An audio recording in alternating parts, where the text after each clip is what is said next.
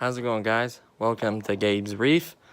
And today, I actually did a video earlier, but I went ahead and added 2 more additions. These snails, one of them committed suicide, crawled to the top of it, went through that little hole in the back. I don't know why he did that, but I guess he fell and died. So I feel bad for the guy, but I do need these to help clean up my tank, especially on the glass. All this algae right here on the rocks.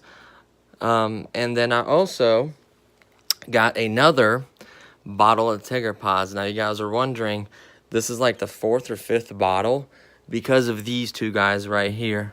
Honestly, shrimp only keep them alive for so long, they'll just not want to deal with it, or some pet stores manage to get them to train them to eat them, but honestly, I think tiger pods is the best way to go. A refugium would be the better way, but I don't have one, so I have to keep adding bottles of these tiger pods in here. They'll find them, eat them, and hopefully be healthy and happy. So I know this is an expert level fish. I've been trying to see his belly. It looks a little light, a little small. So I'm gonna try to put another bottle in here, make sure he has plenty to eat. So far, everything's doing pretty good. It doesn't look bad at all. But, and I also picked up a Duncan, which had, I think, 5 and 4. Had a total of 9. A Duncan, what was that? Flame coral or Duncan flame coral or something like that. And a Lobo, coral. So Lobo is the purple one that's really beautiful, and then a Duncan is the torch coral. That's what it was. Has a total of 9 heads, and then the Duncan is also on its own little rock.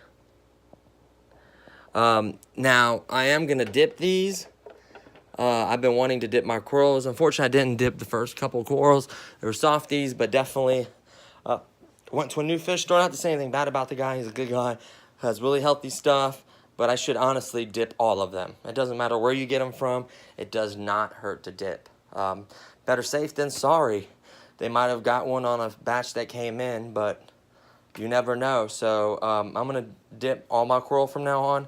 A lot of these soft leathers, and initially I didn't dunk them, but the candies I didn't dunk, which I should have, honestly.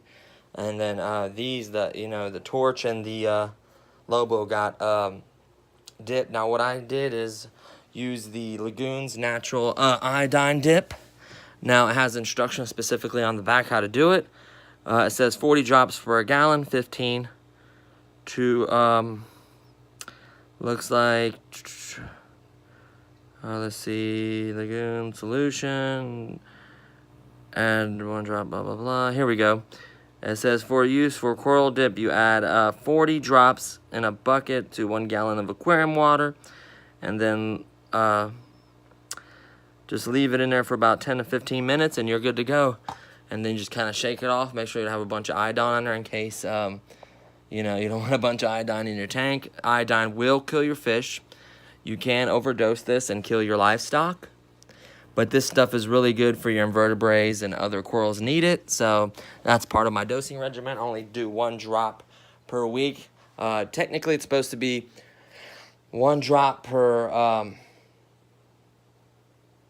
or is it 2 drops per like 40 or 50? It has a weird number, so I can't break it down. I have a 30-gallon tank, so I can't do a drop and a half. So unfortunately, I only do 1 drop a week. I could maybe shorten it by a couple of days to kind of make the difference, but so far so good. And I think that's pretty much it. I just wanted to show you the corals. Now these torch corals are beautiful, nice big size, beautiful heads on them. They are closed up. He turned on the lights earlier, so they started to open, and of course by me traveling with them caused them to close back up. And then this Lobo was absolutely stunning. So I'm really excited about those 2 additions. I think I'm going to put the Lobo probably somewhere towards the top or on one of these edges. I might glue that piece right there because it'll give it away from the rest of it. I kind of want my fiance to be able to see it. I'm going to do one of the torch heads on this side, maybe one on the other, kind of you know, kind of make it, you know, look good. I don't think it looks bad for the corals I have. The algae is a little bit of a nuisance. I'm probably going to grab a scraper while I'm at it and go ahead and scrape that side right there. And then go ahead and scrape a little bit right here. And that way it'll look much cleaner. Maybe wipe off this temperature gauge as well. I love it when he scoots around. He's so funny. But yeah, his belly doesn't, I mean, it's not caved in real bad. He has been hopefully finding him. I'm definitely, with this addition, he should have plenty of them. As it warms up, you can see him becoming active. I was going to wait till nighttime to dump him, but I'll dump him in a day so he can eat a bunch of them, get stocked up. I want him to, you know, eat a bunch of them. I've been trying to let him eat some of the coral roids. It has like clams, a bunch of good nutrition. Sometimes they can actually eat that. I know Dr. Jesus, the coral food, they can eat those as well. So I'm hoping I get one of them one of them that he likes, and then start feeding it to him to help supplement some of the nutrition. I noticed that the scooter blenny did eat a little bit of shrimp, I think.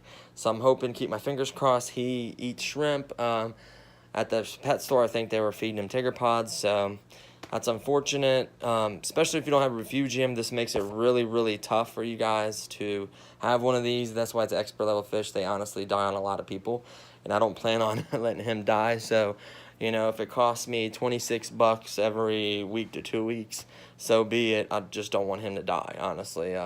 You know, he's only a $39 fish, but he's so beautiful and unique that I haven't found another fish that looks like him. The Scooter's Blenny's his own type of fish, you know, well, the same kind of fish, but looks different. But as far as color and just beauty, I think that's one of the best looking fish. So not to say that take anything away from my clowns or my Danzel or any other creature. It's just that those are particularly really beautiful to me and my fiance. So I'm gonna keep a close eye on him. You might want to give this a stir every once in a while, just to make sure, you know, kind of maybe move the corals around a little bit, make sure it's getting the iodine everywhere. Give another little stir. So this should, if there was any pests, this should kill them, any kind of worms or parasites or anything like that. It should get rid of them. I thought of maybe getting a little bit of saltwater tank, and then when I pull them out, kind of give them a squirt of the salt water, kind of rinsing them off, because there's a lot of iodine right there, and I don't want it to get a bunch in a tank and overdose my tank. There is a chemical you can buy in case you ever felt like you overdosed your tank. It had it on the bottle. What is it called? It's called Kent Marine Ammonia Detox. So this will actually help with ammonia and that, in case you feel like your ammonia is really high, or you know, your iodine levels get really high for some reason. That will actually lower them and keep them from killing your livestock. So I'm really excited about these two corals. I got a really good deal on them. Right now, they're having an issue getting corals. They're only coming from Australia. And to get any coral from Australia to here, they're anywhere from $100 something to $200. No one's going to pay in these local shops around here those kind of prices, unfortunately. So we really haven't gotten new corals in our coral shops in a long while. The shop I just went to, I'm going to give him a shout out, located by us. He's been in business. He's been doing this for over 30 years, and he has not got a coral shipment in like 3 months. So, and the ones he can get, no one wants to buy because they're so expensive. So it made it really tough for him. I know, and that's the Wet Pets right on Compton. And then the other one I go to, Montford Aquariums over on Coleraine, is the one I bought the Lobo from. I got a pretty good deal. These are pretty expensive corals, honestly. Usually anywhere from $70 to $100 depending on the size and how many heads it has. This one particular being so large, that's about a $70 piece or so. I got a pretty good deal on that thing. I got it for like $60, And then the Duncan torch is probably over $100 piece. With 9 heads, I'd say it's about $110, $120 coral. I got that for like 40 or 50 bucks. So honestly, cash money from the Wet Pets. He has great deals.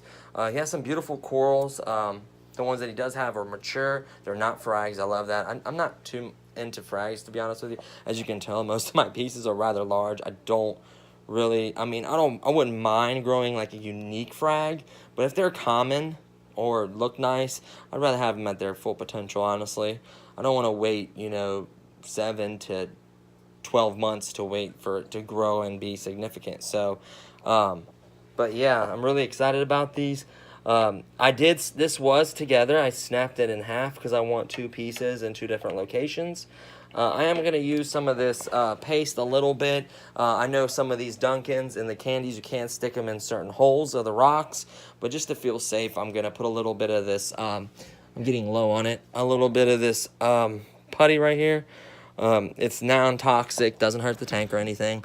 And while I was there, I also picked up a new flake, the Terra Marine saltwater flakes. Now, this is the clean and clear water formula, so this is supposed to be better, I guess, for your water. And then it says naturally balanced diet for all marine fish. Now, if you look at these flakes, oh, wow. They just, like, kissed. Why is he twitching like that? They're so silly. They literally ran their heads into each other. They're so silly. I kind of opened it a little bit to kind of show you the size of these flakes. These flakes are much more coarse and bigger, and they don't break up as easy as the other ones. The other ones is almost like a fine powder, and I don't like a bunch of tiny pieces like that blowing around. What will happen is most of it will end up getting sucked by the filter.